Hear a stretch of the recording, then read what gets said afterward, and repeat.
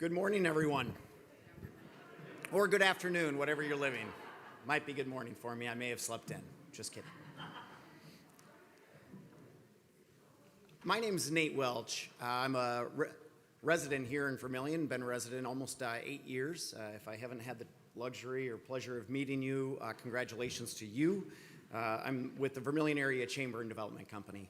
It's my pleasure to be here today, and I want to welcome and thank everybody for coming here today. Thank all of those who were able to make the service earlier on and be able to celebrate not only a beautiful day and even kind of a sad day and a sad time, but ultimately celebrate an amazing career and amazing service that Steve Miller has given to our church community, but also our community in Vermillion. So I want to thank everybody for coming here to our community celebration. We're here today to ultimately thank Steve for over 26 years of service to the UCC Vermillion, the Vermillion community, and even the University of South Dakota. And of course, we want to send him off with some fun stories. And we're going to share some of those stories and just the small example of impact that Steve has had, not only within the walls of this church, but throughout our community. So if I may, I'm going to take the opportunity to reflect just a couple thoughts that I've had as we've been thinking about this. Now, the first thing I have to, of course, share, and I don't know if everyone else is going to do this, is the first time we met Steve. So to relate to that, I've even had a couple questions. If you can notice, and hopefully Paul can't zoom in this much, I'm wearing an earring. Now, a couple things off of that is the first time I met Steve was over 21 years ago at a youth church retreat, maybe my junior or my senior year of high school. We were at Iowa State. In fact, we were staying at the Welch dorm, which I thought I would find inheritance money later on in my life. I did not. Down the street, the Welch Tavern, which I was hoping that I would get, family access to. I did not. But what I did get access to was being able to meet a wonderful, wonderful man. See, we were up in the third or fourth floor in the summertime of a dorm, and as many who have enjoyed college life understand that even those dorms about 20 years ago, not many of them had air conditioning. So the 3 or 4 buddies of mine from Sioux Falls that were enjoying getting to get out and go to a youth retreat where we would grow closer in our faith, but also get to expand and just meet people, we had many plans of either sneaking up or staying out all night while we were up in that 3rd floor. And then we met this really, really harsh youth minister. And we thought, this guy, I don't think we're going to be able to trick him. And so we went through the beginning stages of the day, the first impression of everything. And the sun starts to set and the night starts to come and our ideas are starting to flow of how are we going to start sneaking down that trough, down that 3rd or 4th level. And then that tough youth minister comes with a really funky t-shirt and an earring hanging down about this far. So we invited him to hang out with us for the entire night. Now, I will say that young minister 21 years ago, he couldn't last all night with us as we stayed up all night talking, but us boys did stay up. But what I loved about that was even in that moment, he wasn't encouraging us to do anything silly. Again, we're kids going to a youth retreat. Our silliness is us staying up late. Let's be real. But he also helped us to be able to understand how you can grow closer to Christ in each and everything that you do, and even just the moments of those first impressions to one another. And I'm sure each and every one of us have those opportunities to be able to remember that first impression that Steve gave us, but also the impression that he's given us in our community for over 26 years. Now, so for you, Steve, I have gone ahead and placed this earring back in. Don't worry, I didn't pierce my ear today. That would be foolish. What I did do was I pulled an old earring out of a jewelry box that I haven't touched for about 20 years, and I tried to put it in this earring hole that I had when I was a senior, and I'm sure I'll be visiting Dr. Burbach for some sort of infection that I now have by Monday or Tuesday, but I was just happy and proud last night that I could try it, and it still worked. I was surprised. Already it's starting to hurt. Don't say I never did anything for you, Steve. Thank you for letting me reflect on that. I want to reflect on one other thing as I think about this. The stories that we're going to hear are stories simply of a man being able to do service. But that service, we all know, is greater than the life that we all have here in a community and the life that we all have and live. It's a service of a time in which we all go to a greater place somewhere else. A time in which we try to grow closer in our faith, and we try to grow closer in our faith through the people that we've met. I think we can all agree that Steve's service to our community was a service greater than anything that even just affects that community. But I think about this one page that I read out of a book, and it ultimately talked about Ron Heitfetz. He was a professor at Harvard's JFK School of Government. And he draws a 45-degree angle. And he ultimately says that even within our church and our leaders' responsibilities, that 45-degree angle represents the world as it should be and the world as it is. And our leaders have the task of not changing the world one conversation at a time, not dropping that to be able to connect, but ultimately just the task of closing that gap between the world as it is and the world as it should be. And each church is meant to look at its community and ask, what would our community look like as we regularly pray, God's kingdom comes, and God will be done on earth as it is in heaven. I'm excited for this afternoon as we go through this celebration until about 2 o'clock before we can have some refreshments, because we ultimately are going to be able to reflect on that, on what Steve has done for our community, and ultimately show what the kingdom has in store for us. And I think everybody will identify that that theme is the greatest is love. And Steve has taught us that love is love is love is love. So thank you very much, Steve, for everything that you've done. And please allow us to share a few examples of how you have touched so many of us.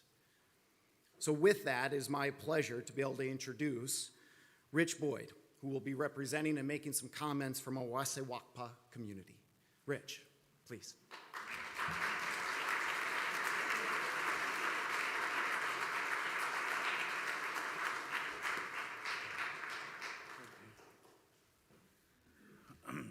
Thank you, Hamitakiapi, my relatives. I'm honored to be here today for my brother Steve. Our Wasewakpa community, our local Native community, had the great honor of honoring him this past Monday at our Native American Center. And we gave him a star quilt, as you can see up here. It's our way of showing respect. But there's stories behind it and meanings to why we do these things. And but first, I want to say, in my just a greeting in my Lakota language to all of you, because Steve has come to be a part of our Wasewakpa community, and he has learned some of our language, and he's learned some of our songs. He's one of our singers on our drum, and we really respect that he has given us opportunity to be a part of the overall community here in UCC and Vermillion at the university. He has done a lot for us in that regard. So, Chante Washte Napi Al Chus Papalo, I greet all of you with a kind heart and a handshake. Chungleska Wichasa Himacha. My name is Chungleska, which means medicine wheel. And that name was given to me by our Lakota spiritual leader. And Ampetu Washte Tunkanshla for Chie Misunkala brother. We call each other Kola, because that is what we mean to each other. Over the years, we've been together for, we don't even know, 20 years maybe or more. We've worked together, and we call each other Kola and brother. Kola means something like a relative, someone that may not be your blood relative, but somebody that means something to you very special, like adopting a relative. But it goes even much deeper than that, because as my brother, Dr. Evans, once explained, Kola means that it's somebody that you care and love, and you would be willing to lay your life down to protect. And Steve means that much to me. And so I want to say that, and thank you so much on behalf of Wasewakpa, our community. We have worked together. I don't know that I could share with you some of the funny stories that Nate was. Some of them I would have to let Steve tell, like during a sweat lodge, one of our firekeepers, we have firekeepers that bring in the rocks into the sweat, and we heat them up and pour water over them. And he came out and he was all red and sweaty and carrying a pitchfork, and Dr. Evans said to Steve or something like, you know, here he is, he looks like the devil standing there.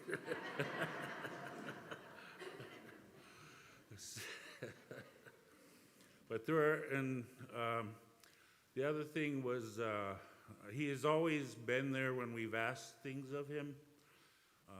Our elders, some of them who are not here anymore, Dr. John Williams, Dr. Dwayne Mackey, Dr. Evans, Patty Evans, who were leaders in our Wasewak community years ago, had the courage to come and ask Steve if we could do some of our ceremonies, because we needed a place.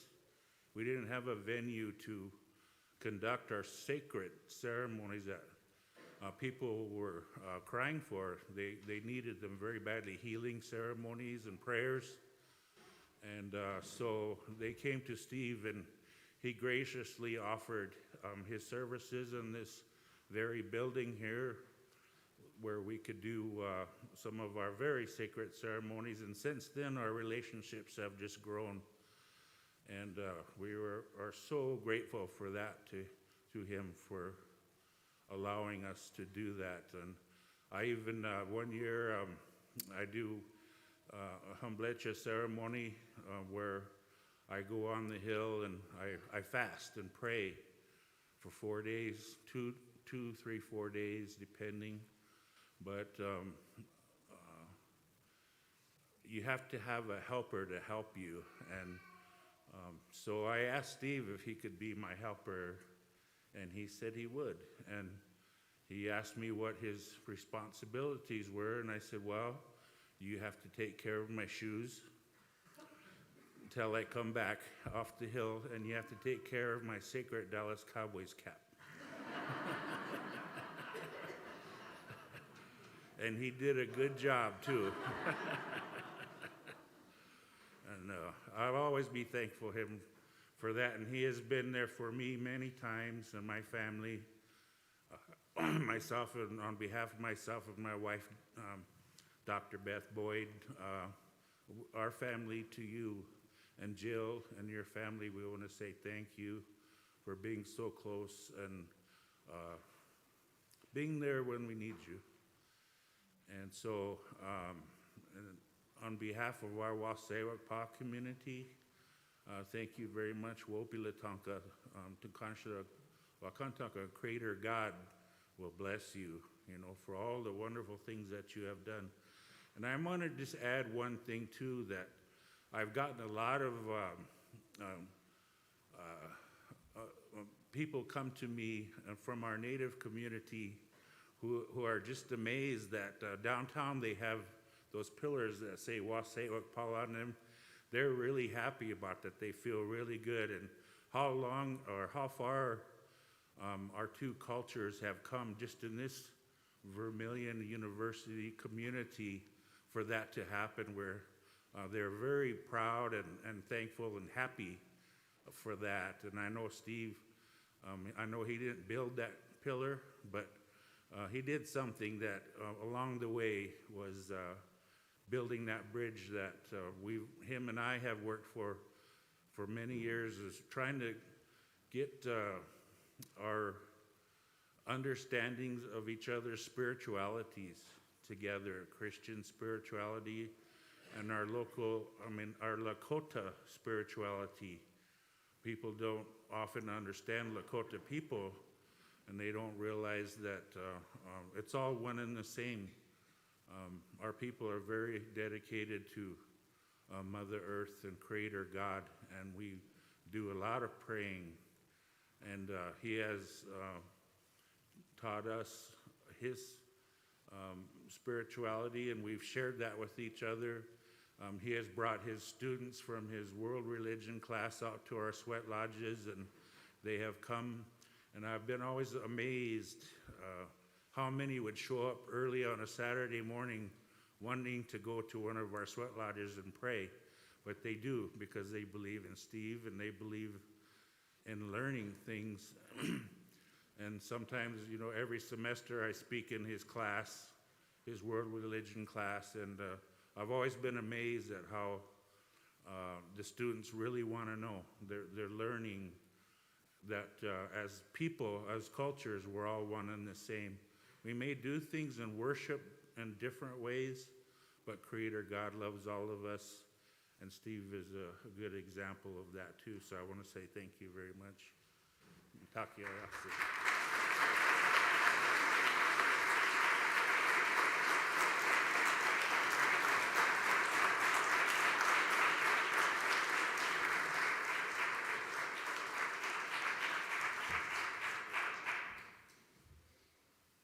Thank you so much, Rich, for sharing. Now we're going to hear from Sandy Dickinson to tell us some stories and some perspective from the Vermillion Community Theater.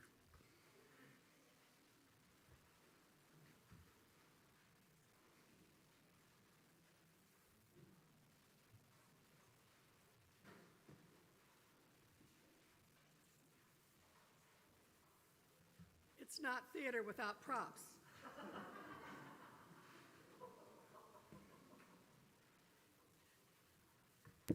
You've gotten a lot of guests today. I don't think it's over, but we hope you find a spot for this one. For those of you that don't know me, I am Sandy Dickinson. I have served on the board of directors for Vermillion Community Theater for more than 20 years. Community theater has a long history in Vermillion, but when the Millers came to town in 1995, it had fizzled. The theater at the Fine Arts building had so much summer programming that they couldn't give us 6 weeks to rehearse. The Washington Street building and the Vermillion Area Arts Council were shifting their focus from a summer musical to more diverse arts. We had a little money, but we didn't have a venue. We worked really hard as an organization to get the theater at the high school. We served on committees, we did posters, we talked, we did everything we could to get that theater. We made sure that it had a fly. And early on, there was an agreement that we would be able to use that theater for our summer productions. But it takes a long time to build a theater, and Steve wanted to light up a stage, any stage, immediately. And there was a group of us to help. We didn't have a theater, but we had a church. For 2 productions, we threw a stage. We talked about that earlier today. We threw a stage over the chancel, mounted lights. First year, there was You're a Good Man, Charlie Brown. Steve was Snoopy. I can still hear that howl. It was hot in here. And so a music theater lover donated air conditioning. We've had that ever since. That's awesome. We staged A Christmas Carol as a musical. Now, the only music, sort of, that was available was the Muppet Christmas Carol. And Disney wasn't marketing it for the stage. But we did it anyway, donating all of the money to Make-A-Wish to keep us out of trouble. Scrooge's bed was suspended right up there over the organ. Steve found a lecture space in an old med school that would work for Godspell and found a benefactor to pay the royalties. He helped keep theater alive while the building was being built. We reincorporated Vermillion Community Theater and got ready for the big stage. In 2002, the theater was ready, and we mounted a small show called The Dining Room. We had a kids' patriotic review that summer. Jill was strong behind that one. And the best Christmas pageant ever that winter. Now, our contracts say that we can't change the script of a show. But Steve wrote 6 songs to make that show a musical. Still a secret. Royalties on those 2 shows weren't very much, but so we needed a really big show to really launch us. Big shows have big royalties, and we didn't have the money. Steve Miller, along with Anthony Burbach, George Schlinker, and Dan Miller, formed their own merry group of men and wrote a musical version of Robin Hood, Spirit of the Green. It was brilliant, with a cast of kids in the first act and grown-up characters in the second. Double casting, that's awesome. It had everything. We had dancing monks. We had a nun chorus line with high kicks. We had romance and lots of swashbuckling swords. In the summer of 2003, there were 136 actors on that stage. 2004 brought another opportunity. It was the bicentennial of the Lewis and Clark expedition. Our newly forged playwrights wrote another musical. It was a farce called The Absurd Adventures of Lewis and Clark. Now, with money in the bank, we started turning out Broadway shows. We did Guys and Dolls and Damn Yankees and Music Man. Then there was another opportunity. In 2009, the city of Vermillion asked VCT to develop a musical to celebrate the city's sesquicentennial. With the research of Kurt Hackemer and the talent of Steve Miller and many others, we performed In Every Generation, a series of vignettes of historical highlights in Vermillion's past. Might or might not have been true. We are not the only theater to benefit from his talent. He has written 2 children's plays for Dakota Players, an outreach of the Black Hills Playhouse. He wrote The Bard of Ballyfiddle and The Emperor's New Clothes. Both stories have a great message, much like his sermons. I'm not telling you anything you don't know by saying Steve is amazing, and those of us at VCT see a broad range of his talents. He can act, and he can sing, and he can dance on stage, but he also plays violin with the orchestra, and fiddler. He even turned cartwheels. He loved playing the bad guy, the gangster, the con man, Scrooge. Must be a redemption story there. He writes scripts and music, but his greatest asset is resolving any conflict for the company. He can spot problems before they become issues and carefully redirect actors young and old. He also sees the great value of building community theater through theater, building community through theater, I'm sorry. After all, community is our middle name.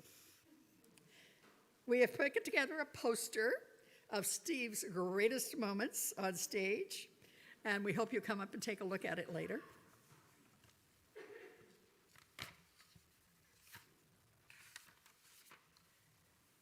At one time or another, every one of the Millers has graced our stage. Jill has also directed for us. They are a huge part of what we do, and we will miss them.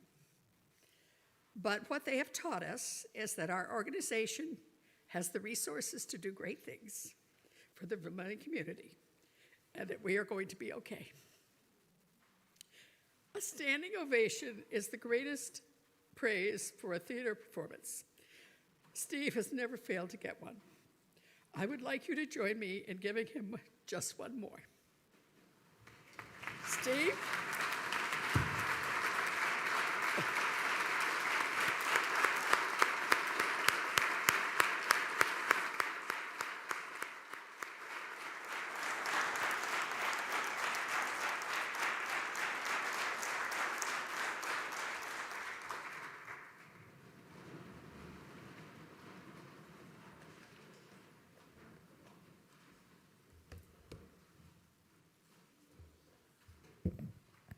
First one to cry, Sandy Dickinson.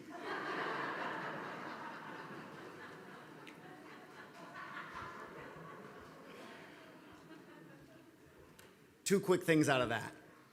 As I'd like to ask Steve Ward to come up as he reflects and represents the Vermillion baseball community. A couple things. Number one, I think we were finding the wrong people to create our VCDC banquet, dancing monks and nuns. I'm stealing that idea. And number two, way to share those secrets. I'm not sure if the 7 years has passed, but don't worry. This being broadcast on Facebook, I don't think many people have that, so we're fine. Steve, would you like to come up?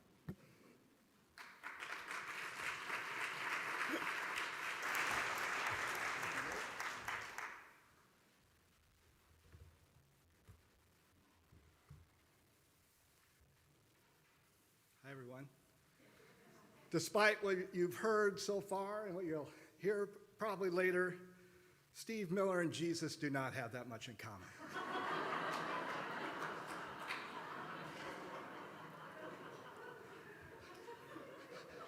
Jesus could really grow some hair. Jesus was a health nut. He ate lots of fish, always got his steps in. And he didn't see Jesus sweating the details like this guy does all the time. Sure, there was that incident at the temple. But you didn't see Jesus kvetching about lepers and the meek lining up in the front a half an hour before the Sermon on the Mount, did you? Weddings? No worries. You run out of wine? Jesus has got you. This guy's running around all over the place trying to figure out what's going on. That said, Steve and Jesus share a couple of things in common, I suppose. They both attended their own funerals.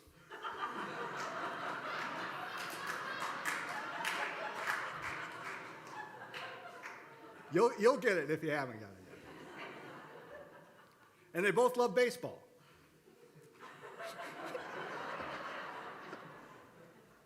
We know Steve loves baseball, and we assume Jesus did because about half of Steve's sermons are all about baseball. Baseball is a constant metaphor for Steve of how we live and how we should live with each other.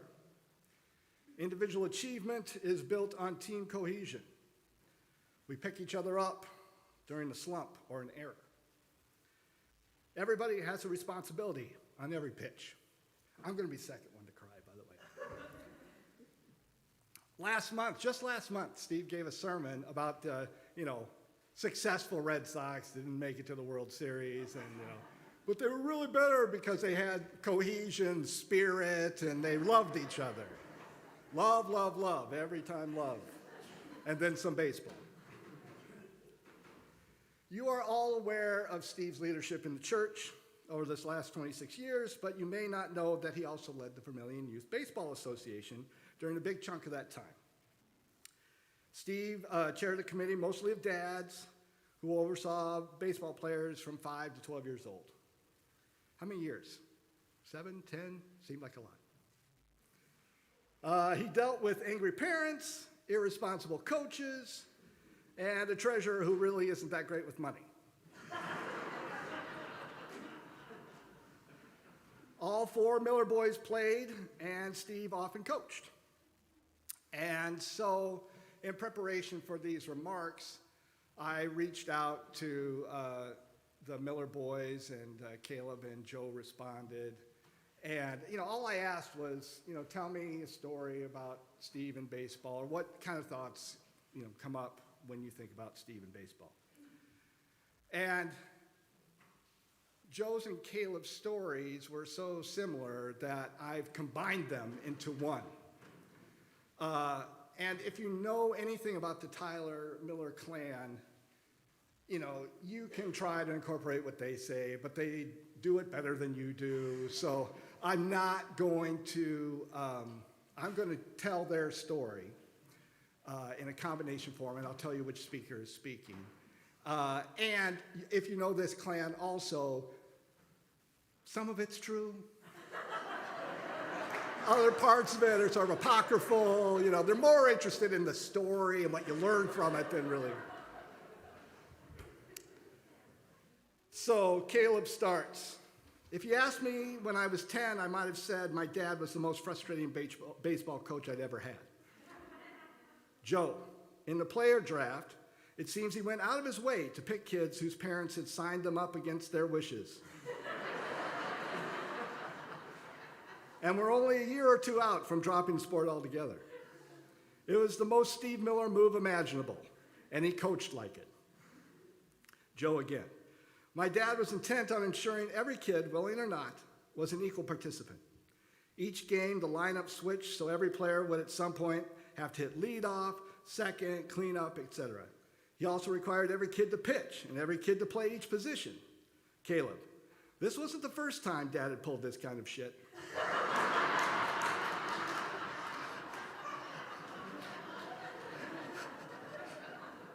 Like when he implemented the alphabet rule and set our batting order by last name, resulting in a 3-foot nothing cleanup hitter and, if memory serves, a 16-0 defeat. Joe, I was pissed we were losing every game. But as a 24-year-old, I only remember the fun of watching a kid who could barely make it to the plate pitch a few innings, of being down by 20 runs and getting to bat left-handed. Caleb, it was tied, bottom of the last inning, and our team had loaded the bases. Just the situation you dream about. There was an opportunity for one of our best players to step in and play the hero, but Dad made a different choice, sending up a player that was new to the game and frequently needed to be reminded which batter's box to use. The fans cheered him on, and our dugout rallied behind him. As the first pitch soared toward the plate, boink! The baseball gods must have been looking down on us that night because the first pitch ricocheted off the boy's helmet for the game-winning RBI.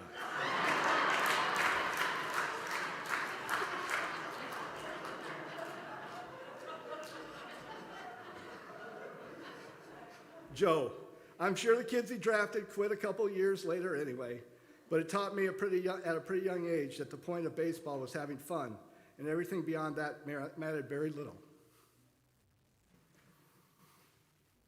An invaluable lesson that shaped me for the rest of my career.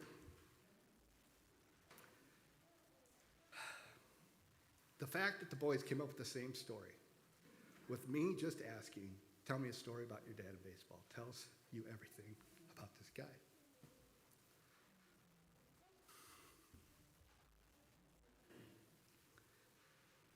Every moment is sacred. Every person is sacred.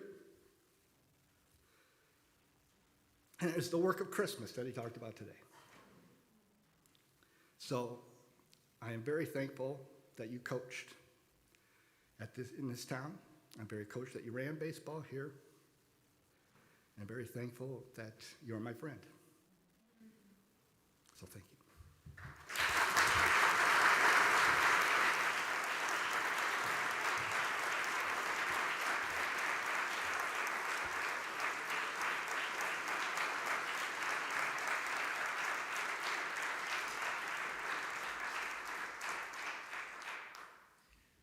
Second to cry, Steve Ward. Love hearing those stories. Now I'd like to ask John Lushbaugh to come up and share a few stories from some time and dedication that Steve has given to the Vermillion Welcome Table.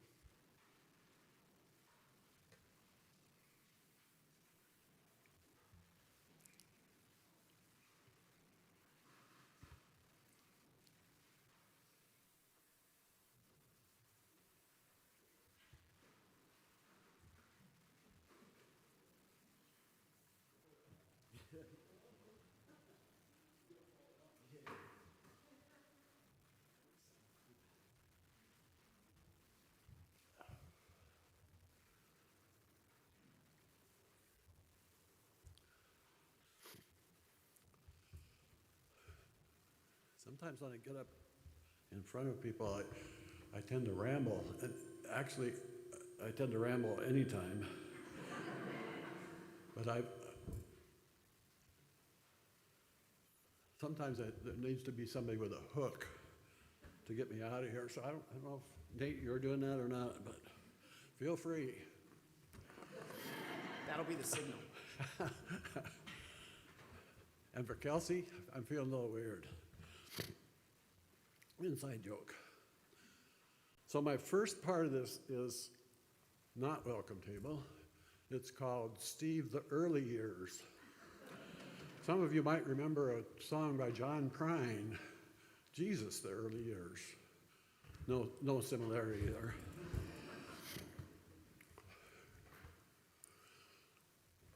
So my first impression was, who is this guy that everybody's raving about? Well, of course, it took me 2 or 3 years to know he was even in town, but that's the usual with me. I'm not usually the first to notice anything. We got involved in a book club between the two churches, Brooke McBride, Steve Miller. Those were always interesting. It's the first time I've ever heard the term Bible schmibel. It wasn't the last time. And then someone got the idea to guilt me into starting the welcome table, or I didn't start the welcome table. I sort of helped it along a little bit, and we had it's over 22 years ago now, we had a retreat at the other church down at the end of the alley. And Brooke, we stayed all night at this place. I can't even remember where it was, but it was on a lake somewhere. And we were supposed to come up with ideas to breathe life into the church. And so that was the first night's message. And then after that we were supposed to come up and tell what we were going to do about it. So Brooke had prepared me for this before he came over to our house and talked to Carol and me about, he had something called the Feast in Mitchell, which served a meal, I think, every other Monday night. And so he thought, maybe we should start something like that here. So I sort of felt guilted into that next day at the retreat. I sort of felt guilted into doing something. And so I said, we'll do that. So then we started, for one thing, the first thing I wanted to do is I wanted to make sure it wasn't the Methodist Church doing it, it was a community thing. And that's when Steve became involved. We had a lot of meetings, but I don't want to talk about the last meeting we had. I'm going to save that for the end. One of the things that we did with the welcome table is we always, for the people who were putting it on, trying to help prepare the meal, we always had someone we called the God guy, which I never liked the term. But it was really what was a centering moment for all of us to sort of get us out of our whatever we had come from. And if anyone nailed those centering moments better than Steve, I don't know who it would have been. I don't know how many times I called him just to come to do the centering. And about 20% of the time he would show up.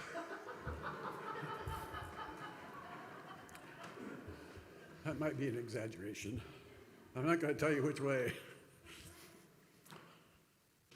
But I think over the years that, I mean, I can remember those early years, we had no idea I had no idea what we were doing. But it turned out that the name of the operation became more about the welcome than the table. And I would say 95% of the reason for that is Steve. I would come home at night. When we first started, I was still working full time. I'd come home at night, I'd go to the welcome table and dead tired, and I would come home completely refreshed. And the way I would judge welcome tables from then on would be, how well did we welcome people? And you know what's been hard lately? Is welcoming people. Come to the door, we hand them something, we're masked, or we got some shield in front of us. It's been crazy. So this summer, at least, we did 3 in the park. And those were killers, but they were great because I hadn't seen people for 18 months who came to those. Liked to be outside, liked to be welcomed. So those are great. I don't know when we're going to be able to do the really welcoming again. Just that when you start thinking things are going to be back to normal, they aren't. But saying that Steve was the centering person is an understatement. In those first years, we had trouble finding groups to serve, and that turned out to be Steve's job. And by the time he'd done that for 3 or 4 years, he'd gotten a group of all kinds of people who were going to serve, and all I had to do then after that was to answer the phone. And most of the time I did that. It was pretty easy, as it has been ever since. Another thing, he was not only good at giving us a centering moment, but he was so good at welcoming people when they were there, no matter who they were. And I can't count the number of meals that he and his family served or prepared to serve. And his world religion classes would come and they would serve every semester, and he would recruit them. They'd start early in the morning, 8 o'clock in the morning, and we'd have soup to go by the time we were serving. Unbelievable.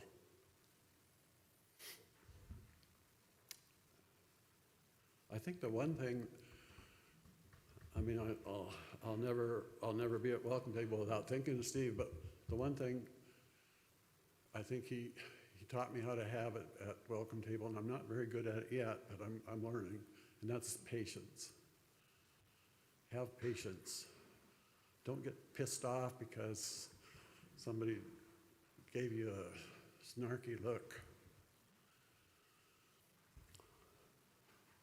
Other scary things. I don't know how many years ago this was, but this one was a really scary thing for me. How many of you have been to Shem Center with Steve? Well, a few of you. I was scared to death the whole time I was there. But you're speaking of a sweat lodge. I was hearing these terms, that there's going to be a sweat lodge and then you're going to run naked into the woods. I couldn't see how that was going to be happening. I had no idea what that was going to be. And for some reason it didn't happen. So I was just waiting for the other shoe to drop. The whole time I was there. With vegetarian meals, and they were remarkably good. And after worrying about what's coming next and looking back on it, it was remarkably good. So after being there and being scared the whole time, it was a great experience. Whether I'd go back, I don't know, because I still have all those fears. You had to share some stuff, and you had to sing, and you had to dance, and well, all sorts of things. But it was great. Red Road. I don't know how many Red Roads we did, where we get up early in the morning, make chicken noodle soup from a recipe that Steve got from Jones. I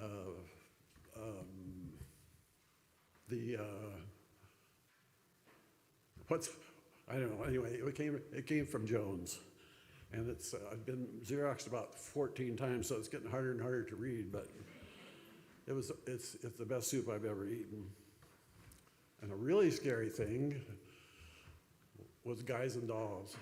Somehow Steve and Brooke got me to audition for that, and in spite of the audition, they said, come along, and it was the scariest thing I ever did, and that's not something I'm going to do again. And it's not something anyone will ever ask me to do again. But you put up with me, and I think in spite of my presence there, I think it went well. You remember that, Sandy? Sundance breakfast, not particularly scary, but again a little bit scary. Putting the breakfast together is not all that bad, but when you get out there, then all of a sudden someone's going to talk to you, and then I have to sort of talk back, or not talk back. That doesn't sound quite right, but carry on a conversation. But again, they were always so fulfilling at the end. What happens when you go to lunch with a Catholic deacon, a UCC pastor, and an atheist? Well, maybe I'm not an atheist. I guess I just haven't decided yet. So Dennis Davis, the deacon at St. Agnes, and Steve and I would go to lunch. We still have one to go before he hits the road. And you would think there was not a lot in common there. But it's just unbelievable. I mean, there was never an argument. It was just, I was just always fascinated with what happened at those meals. And being with two of my favorite people didn't hurt anything.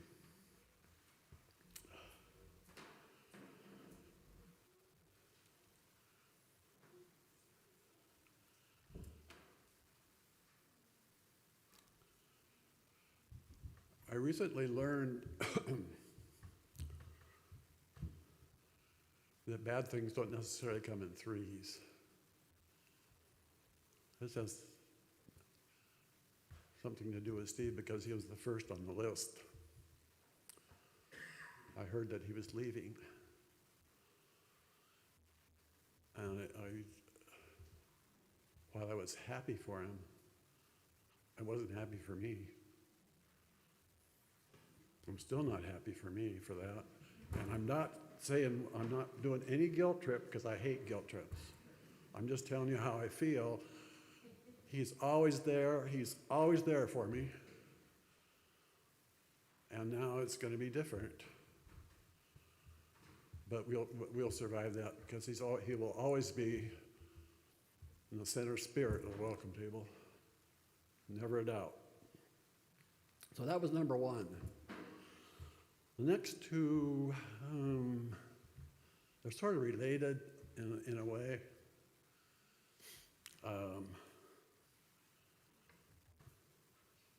Anyone ever been to a urologist?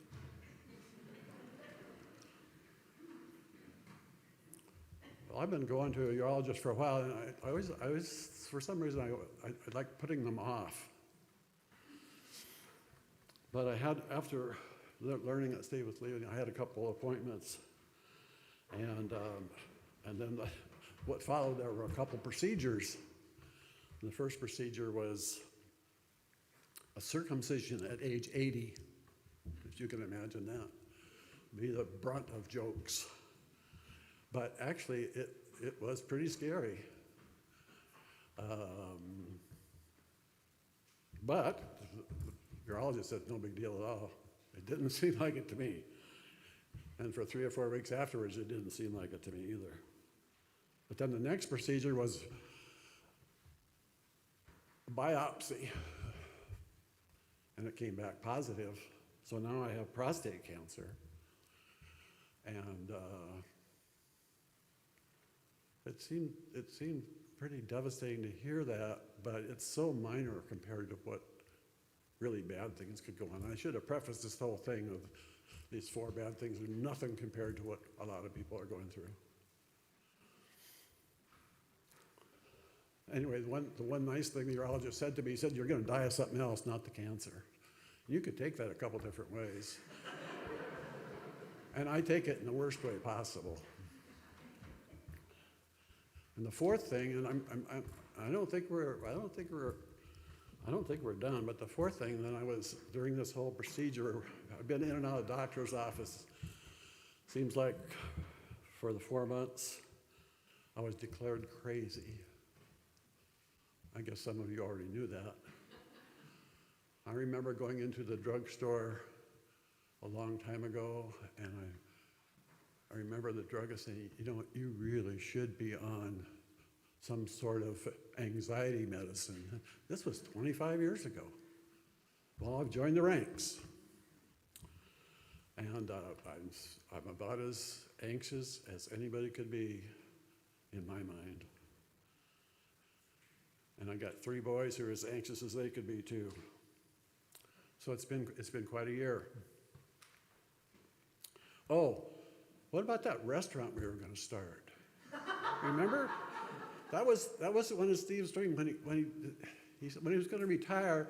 He said, "You and I are going to start a restaurant, and we're not going to charge admission. We're just going to let people come in and pay whatever they want." Maybe that's still coming. I hope so. That would be a lot of fun. I just want to tell you, Steve, how happy I am for you and what you're doing, and how fortunate I have been being associated with you, not being scared of this. Who is this guy? He's the real thing. He's beyond the real thing. You can't believe it. I mean, a lot of you can't. A lot of you know that he is the real thing. So we're going to close this with, Steve has to do something. So what I need here is an official dedication of the welcome table tattoo. So Steve, you got to do this.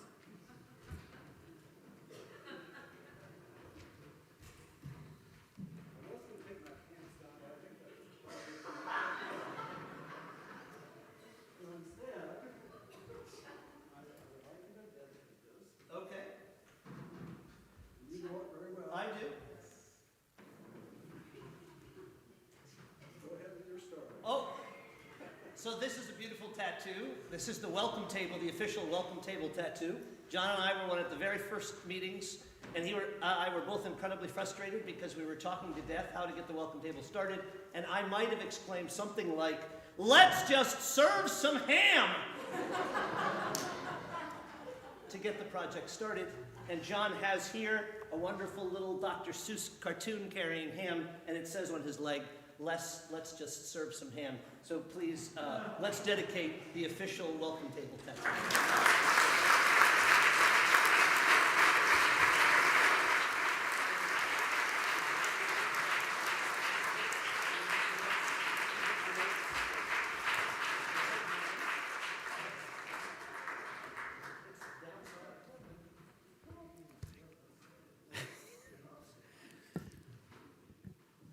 Well, thank you so much, John, for the great stories. I do appreciate you stopping the crying train that we had going until you started talking urology while I was staring at your backside.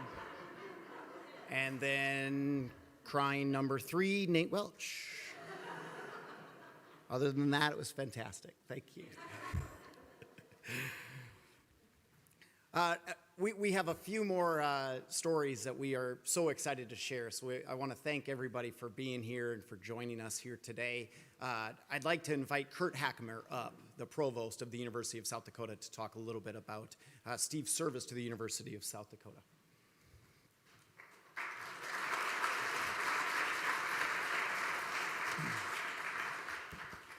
I'm going to call crying number 4 just in advance. Steve has been my friend, my pastor for over 25 years, my neighbor, but he's also been a university colleague. And the university is that little thing over there where we try and soak up all of Steve's free time and the free time that he so willingly has given us over the years. You don't always want a pastor to teach religion on a university campus. You don't. When you do, you want someone who is certainly grounded in their service to the church, but is also a scholar, someone who has intellectual curiosity, someone who wants people to think, especially at a place like USD, where we are by state statute the state's public liberal arts university, where we are dedicated to the idea of open and free thinking. And we've had some good models over the past. Can't help but think of Monsignor Doyle. But it's not always that you want the pastor in front of the classroom. And in this case, we did, and it has been the best thing ever. It's been a bit of an evolution. When Steve started, there were courses on the books that needed to be taught. There were some courses that had some pretty staid reputations at that point. World religions, yawn. New Testament, that's the Jesus stuff. Old Testament, that was the old Jesus stuff. And it was interesting as Steve started teaching the gentle negotiation that happens with what I love to do, and gee, are you really going to make me do that? The first casualty was Old Testament, simply because that was, well, I'll just go back to Steve Ward. Love, love, love, love, love, love. And a whole lot easier to find and talk about things like love in the New Testament than the Old Testament. And the New Testament's where his heart was. World religions, we'll talk about world religions more in a bit, but it's a class that it can be it's a very large class at the university. It didn't used to be a very large class. It became a very large class. And Old Testament, New Testament, world religions are in our general education core, which means that they are filled with students who see them as the least offensive way to satisfy a humanities or a social sciences requirement. So perhaps not filled with students who necessarily really, really want to be there. And I'm here to tell you that over the years that those courses became classes that students really, really, really wanted to take. Classes that filled.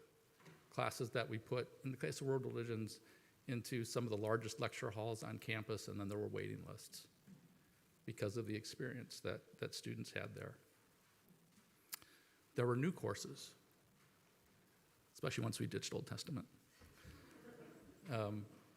And I think one of the most important courses that Steve taught for us was a class called The Pipe and the Cross, which is about the intersection of Christianity and native spirituality, and asking students to think about that and grapple with it and consider the world in which they live. One of the fun things about being at the time both Steve's department chair and Steve's neighbor was that we would get together and perhaps over a libation or two talk about how we were setting up our classes. And there was a consistent thing that happened with that, where, especially with the largest class, where Steve would say, you know, I'm going to do this, and we're going to do this, and we're going to do that, and we're going to do that, and I'm going to quiz them and test them, and they're going to write papers, and they're going to do this and that. And my response generally was, I think you're going to regret that. And then he would do it anyway. That happened a lot, too, as his department chair. But there were two benefits to the I think you're going to regret that. One of them was always touching base with Steve during grading. And so the first great benefit was, I told you so. The second benefit was the students got a great class. Not just a great class, so many of the students got what they considered to be the great class, the best class that they ever had at USD. How do I know that? Because I got to read all of his evaluations. And then by virtue of the fact that I've been able to do a few things here and there across the university, I've read a lot of student evaluations in a lot of disciplines.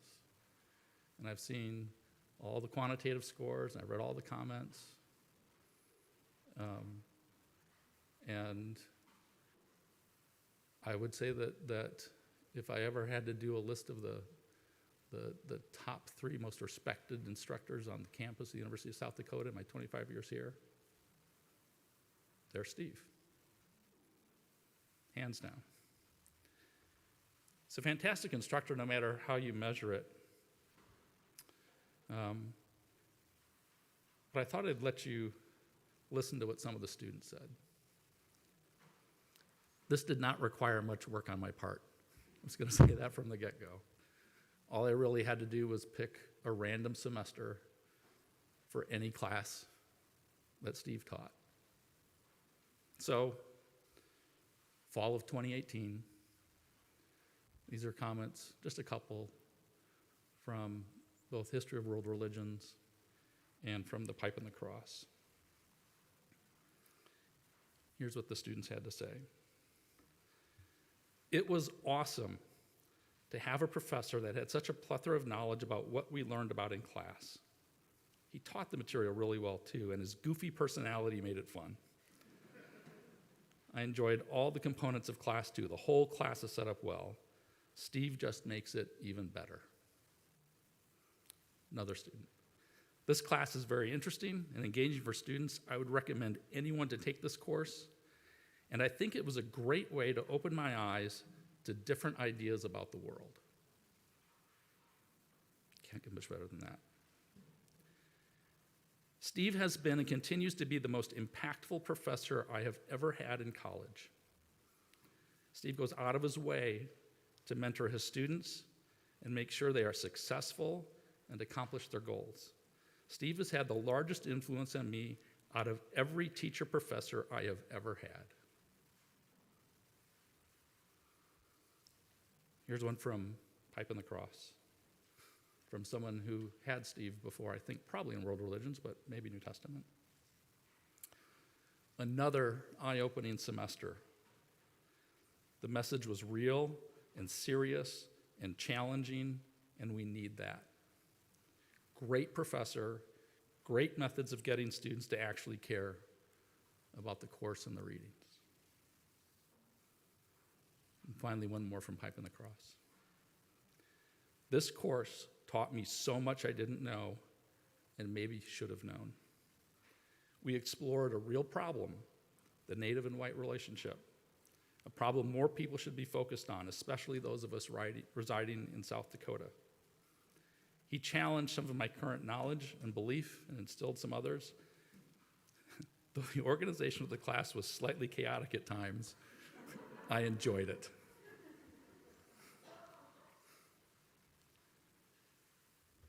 There are so many ways to teach a good class or to be a good university citizen. But where Steve excelled in ways that I think affects every person here today was in creating bridges between the university and the different communities around it. And you've heard that already today. We've heard about his classes being at the welcome table. We've heard about his classes participating with the ceremonies with Wasewakpa. And they've done so much more. I think in the best way possible, Steve defies the tradition of the ivory tower. Why should we be in our tower? What's the point? And so part of his goal, his mission, I think, was to get us out of our ivory tower, to get those students out to experience the world around them. His classes were filled with people and experiences beyond the university. Interactions with people from different faith communities, requirements to go out and see the world and come back and talk about it and tell the class about it. Go experience something different. Go do something new. Open yourself up to what different people have to say, what people think. It's never about what to think. A lot like his confirmation classes. Figure out what it is that you think. Weigh the evidence, weigh the experiences. Don't just read about it in a book. Go out and do it. The university also, through Steve's presence on campus, came to the UCC. I remember when we were, as a church family, talking about, we have this budget line. What should we do with this budget line? And I think most of us were thinking pretty traditionally about what to do with that budget line. And then the crazy guy came in with this weird idea with, what if we brought a whole bunch of students here? What if we could bring in 6, 8, 10 students a year? Embed them in the church, embed them in our community. Has been wildly successful. Sort of a funny, as Steve was searching for positions, I had the occasion to talk to a couple of the churches that were talking to him, and he's heard some of this before. The concern, the church at Jaffrey where Steve was going, one of the concerns was, but the staff is so large. You come from this huge church. How's he going to possibly fit in with us? And what they were looking at was our staff list. Our staff list had, I think, 9 or 10 students on it. It looks like he's running this massive organization. Like probably has a jet down at the airport and doing all kinds of other things. But and then no, that's not a church staff the way you think about a church staff. That's the church staff the way that we think about it when we engage our community in what we do. And then, okay, yeah, they must have got it because they hired them and they're taking them. So, but it's a different mindset. How do you have the university and the community be one and the same? How do you have them engage with each other? So, like every other community that you've been a part of here in Vermillion, the university's going to miss you. I'm going to miss you. USD is a better place because of what you've done. We've all benefited from it.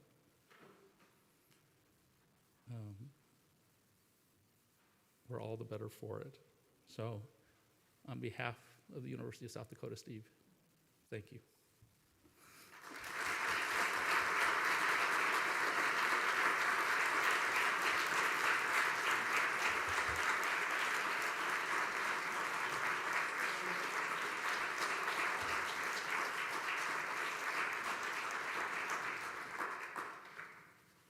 Does anyone else here think that this is now when Steve will admit that he was the one who wrote all of his reviews to Kurt? Or he's going to wait a little bit? Thank you very much, Kurt. We have a few more comments that we're really looking forward to hearing from. One of those is ultimately representing simply friends of Steve. One of my favorite sermons that Steve gave was when he talked about the tribes that we have, the tribes in our community, and when we connect within a community, we find our tribe. And so the word friends to me always reminds me of that sermon, the reminder of us being friends to one another and having friends that we are very blessed to have. So I know that a great deal amount of people could be representing friends of Steve. Today we're going to have Don Deline please come up and say a few words.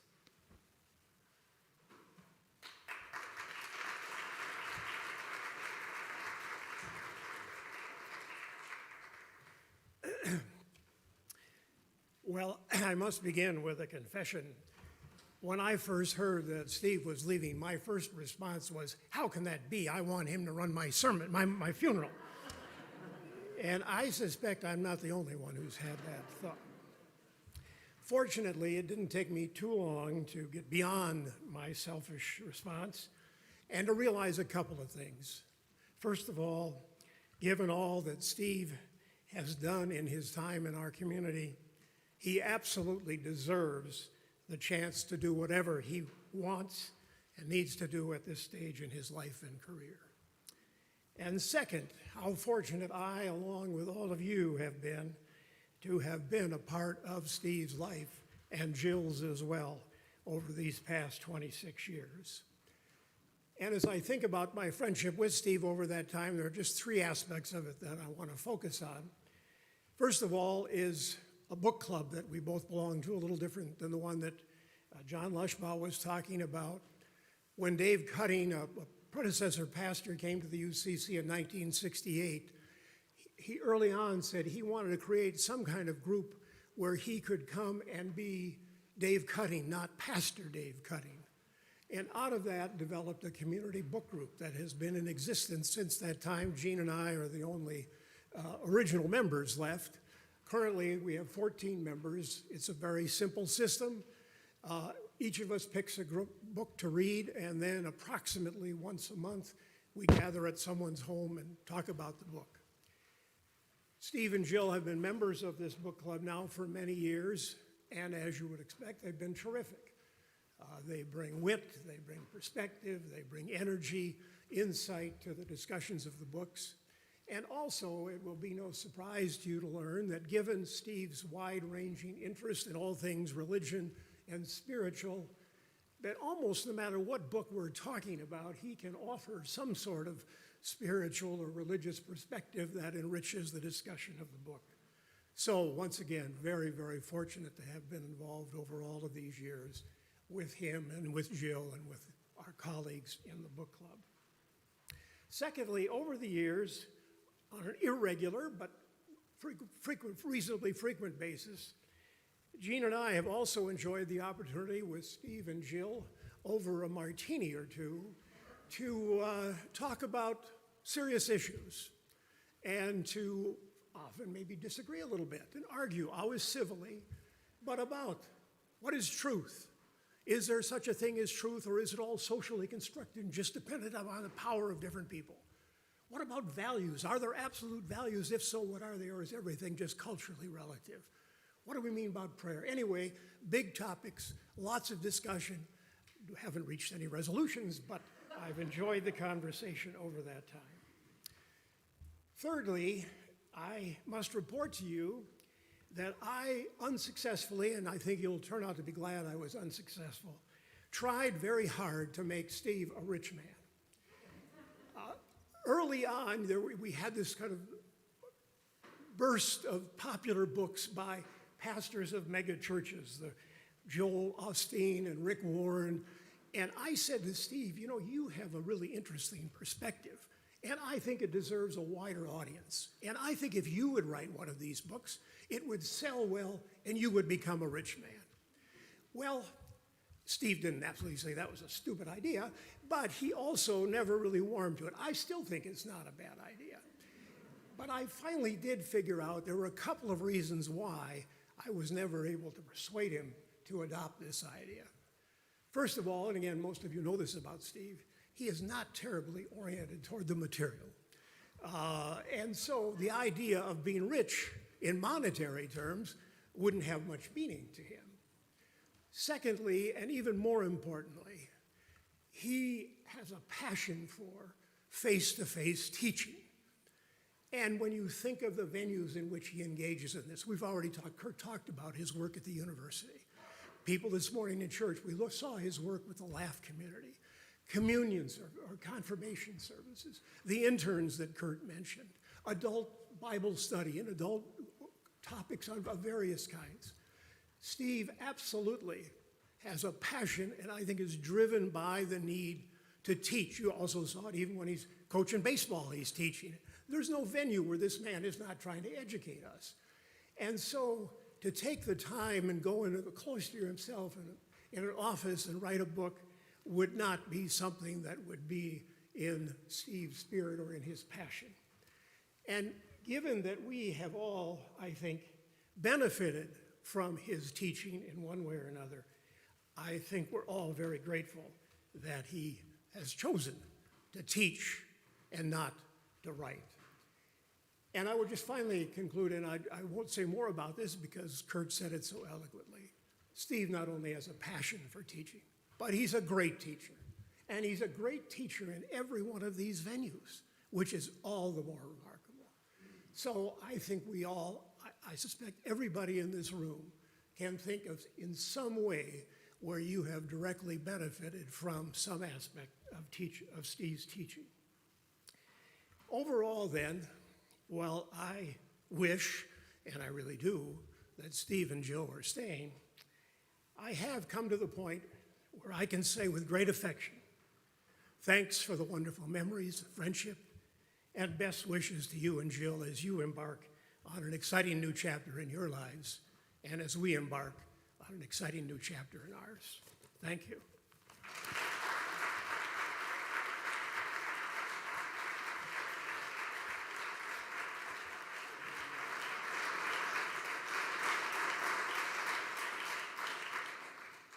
Thank you so much, Don.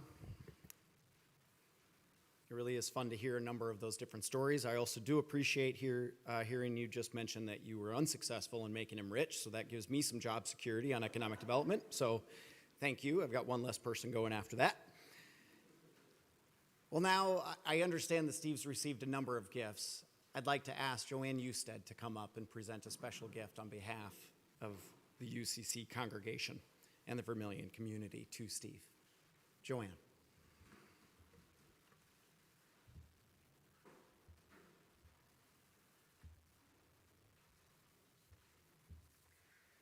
So one of the things that I've thought about in listening to comments, whoops, kind of got used to that.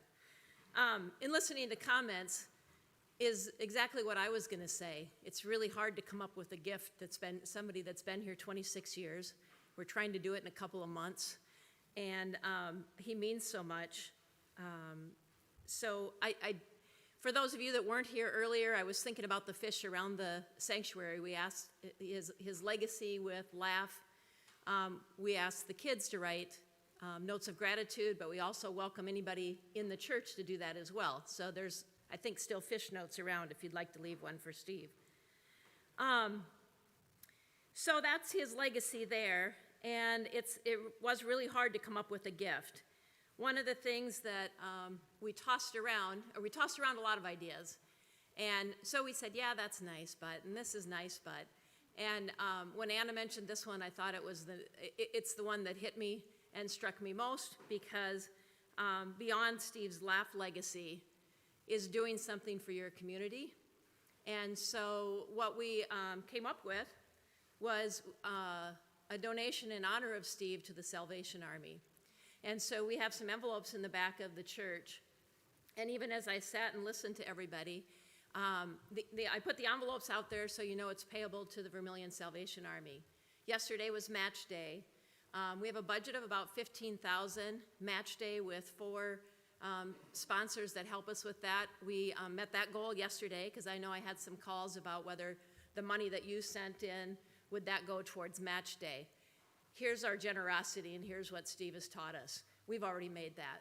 So the money, we're just asking for a donation to honor Steve, but I even think there's more. It's not just giving money.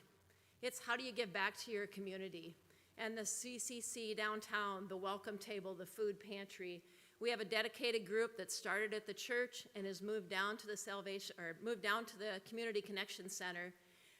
But there's always a need for more people to help. And it's certainly been crazy times. It's been hard to volunteer, and it's been hard to know when things are starting back up. But it is, there are so many people, and there's things that we don't know about in our community until you go down there and you see what's going on. So all I wanted to do was say thank you for teaching us to give back. And the envelopes are in the back if you want them, or stop by the church, and we'd gladly take a donation in Steve's honor. Thank you.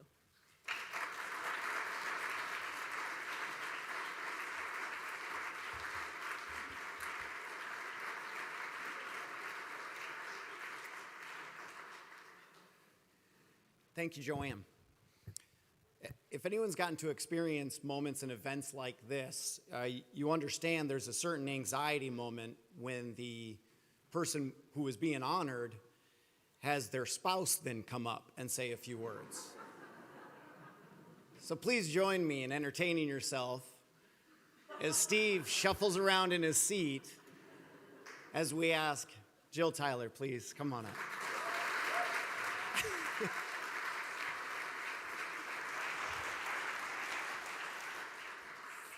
The moment I've been waiting for.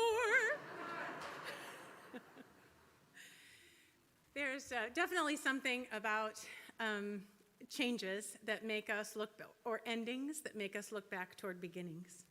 So I'm going to take you back to the first time that Steve and I drove a rented van into Vermillion. We took the bypass and then turned south on Dakota and drove all the way down Dakota Street. Turned left on Main and stopped just in front of the Sigma Nu House and looked across the street at the church. And Leah said what all of us were thinking. Wow, that's a beautiful church.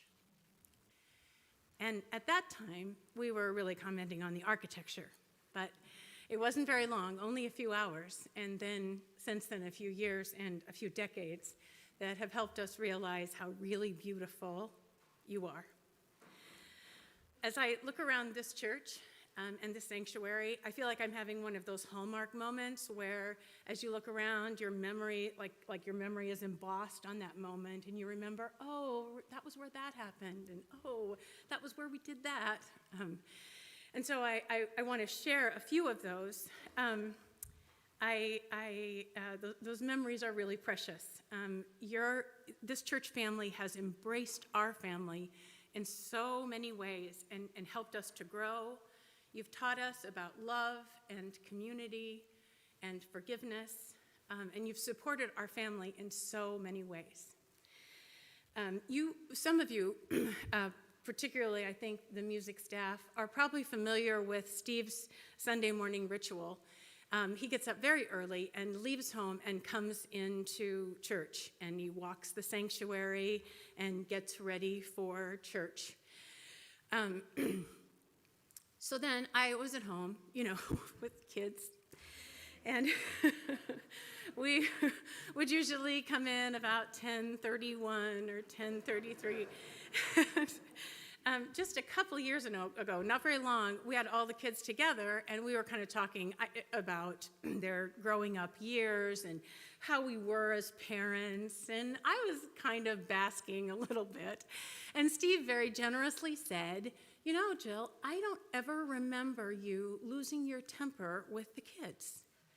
And in a chorus, all 5 of them said, that's because you weren't around on Sunday mornings.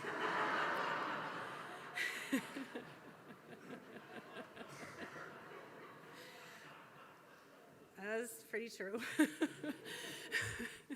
We've already mentioned a couple of times the when we did, with the help of lots of folks, A Christmas Carol, nobody has really emphasized that our family was honored to play the Cratchit family.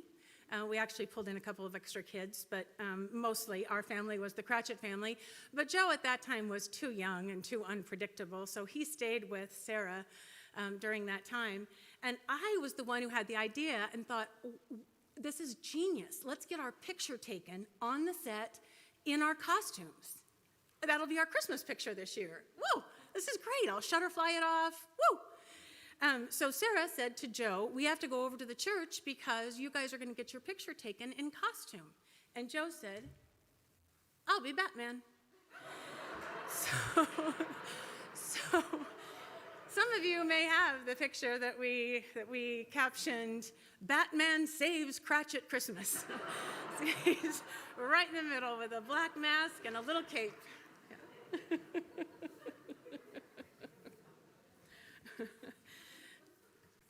There were several mornings when we usually sat, right about there where, maybe a little ways back. Anyway, right about there, and really worked. I mean, I just quit carrying my diaper bag full of crayons and gummy bears like a year ago. I had that with me for a long time. But one of my favorite stories from that time is a woman who had joined the church after us, had just started coming to the church.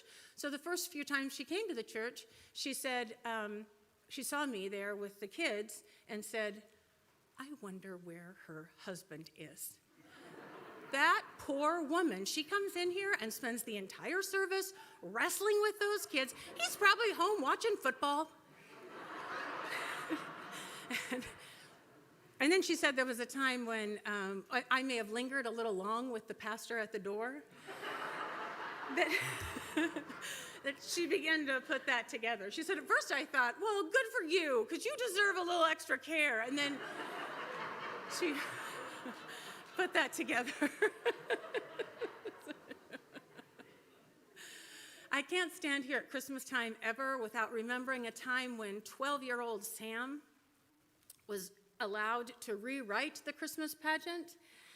And I think that the main story stuck through. I think that there was a Mary and a Joseph, and I think there maybe even an innkeeper, but I also know that there was an entire Tanager football team and several Minnesota Vikings that also came into the pageant that year. And that's what I mean by, our kids talk about the church as their second home, as their safe place. If they were ever in town and needed a ride or needed a nap or needed a snack, usually, probably let something out of the bag there. This was where they could come. They were always safe here. And they were given the chance to experiment. The first time that they sang alone, right here on this stage. The first time that they spoke out and told you about who they were and what they believed was right here. And that's a gift that is immeasurable. The times that the church wrapped around our family, you supported us and helped us in building our house out on the bluff. You barely blinked when you said, yeah, go ahead, you can take a year off, we'll cover for you.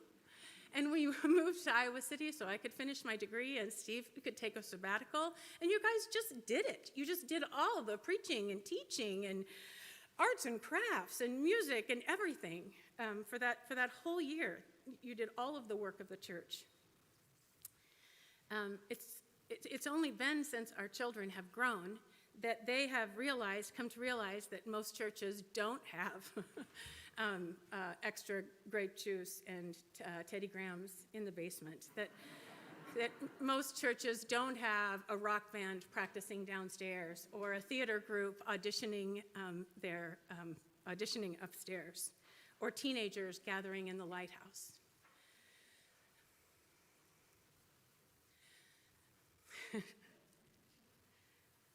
There really aren't enough words to explain the way that you have helped me and Steve to be our family. I don't know exactly how to thank you, each and all, for what you have been to us. Nobody stays anywhere for 26 years. That's just not, I mean, Steve's family has told us several times, 7 years. And we even said, probably when Joe graduates, that'll be a good time for us to kind of gracefully move away, for a while anyway. And Joe graduated 7 years ago. Took us a while to make that happen. But all I can say is, you have loved us so well.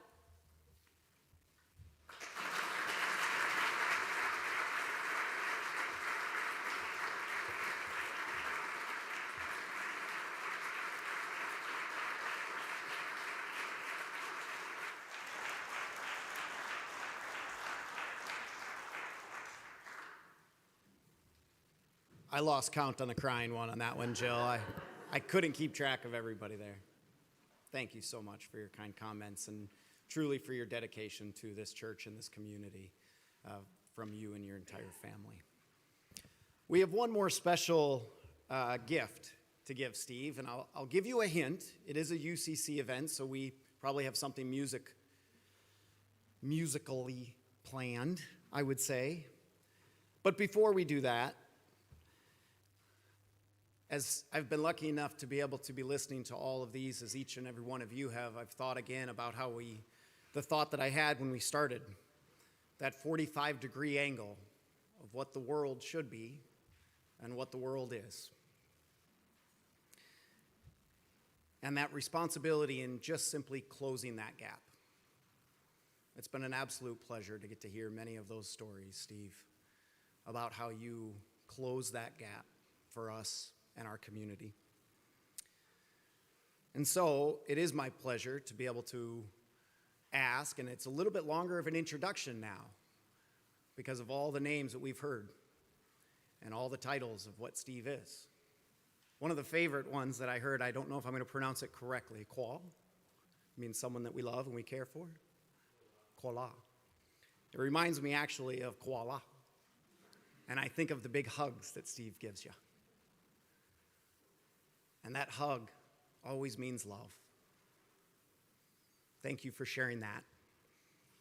And before we have one last send-off, please allow me to introduce our call, our pastor, our professor, our coach, our thespian, our producer, our writer, martini friend apparently to some,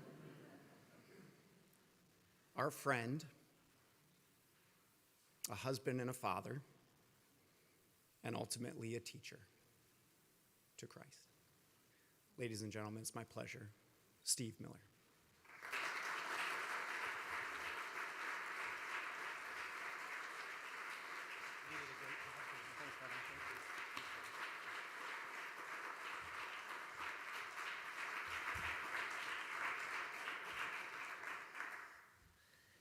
Wow. Thank you. Thank you. Thank you. It's a little scary to sit over there and listen to all of this.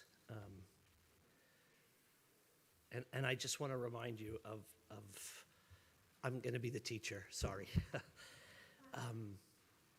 This thing that you have offered to me, these beautiful tributes, are really pointing to something bigger than all of us. And I just want to remind you of that.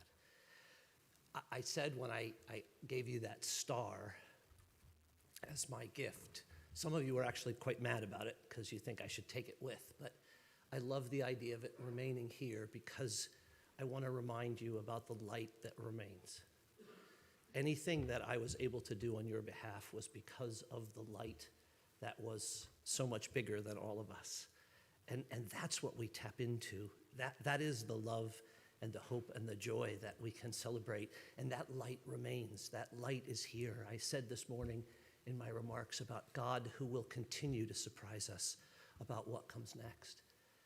And if you want to think about my legacy, I just want you to live that. That would be the greatest thing you could do, is to keep loving each other and keep loving us too. That would be great. Meister Eckhart, wonderful mystic, teacher, theologian, said the only real prayer that we can ever utter is thank you. So, thank you.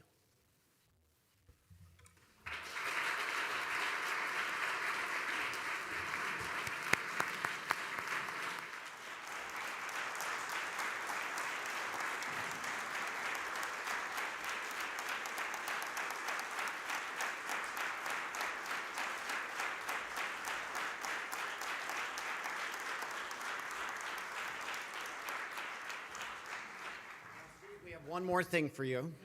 As you noticed, we have some accordions here.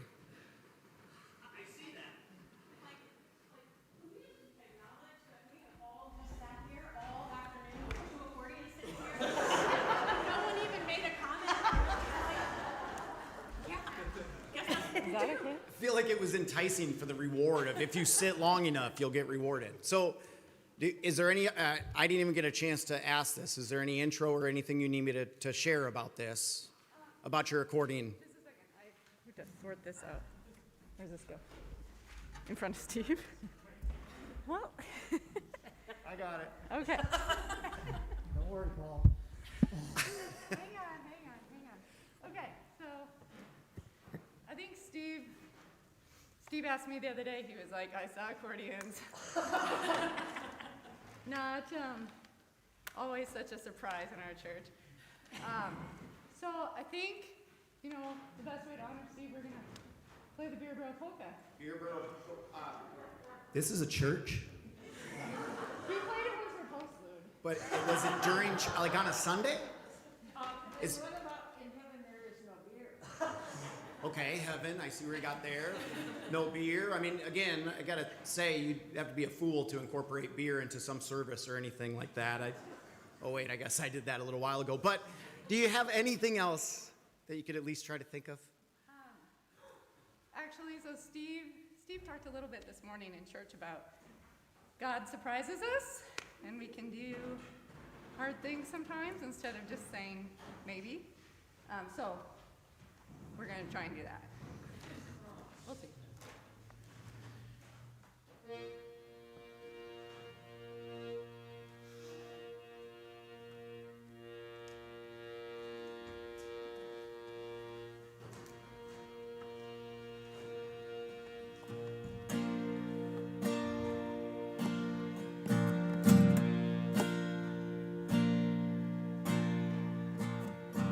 Some days are diamonds, some days are rocks,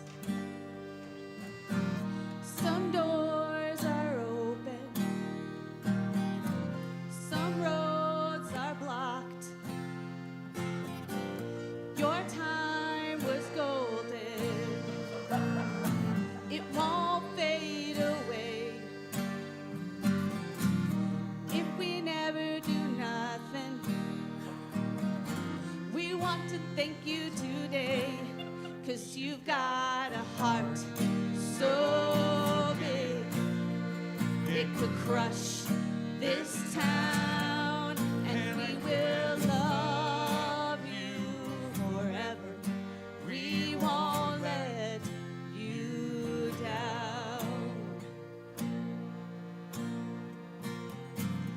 All around this building, memories remain. All the thoughts we cherished, all the friends we've gained. Sometimes we're happy, sometimes we cry.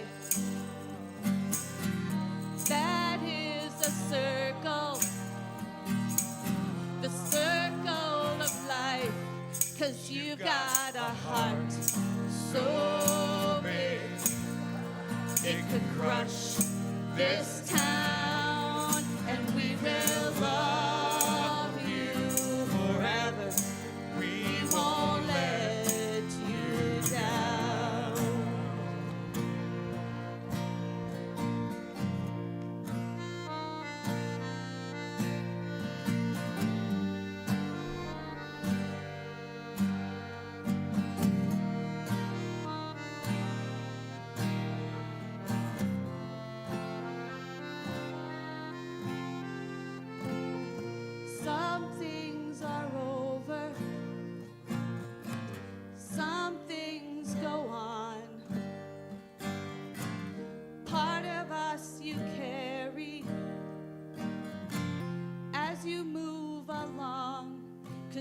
you've got a heart so big it could crush this town. We will love you forever.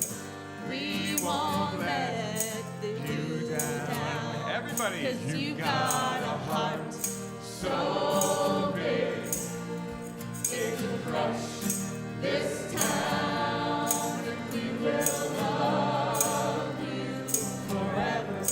We won't let you down.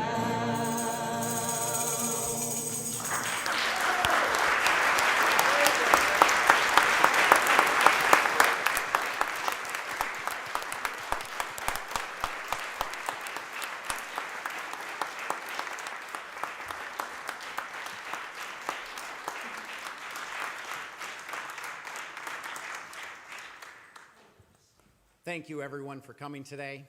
Let us continue to carry on the light that Steve has taught us, and let us all enjoy some refreshments as properly scheduled right at 2:50, right on time.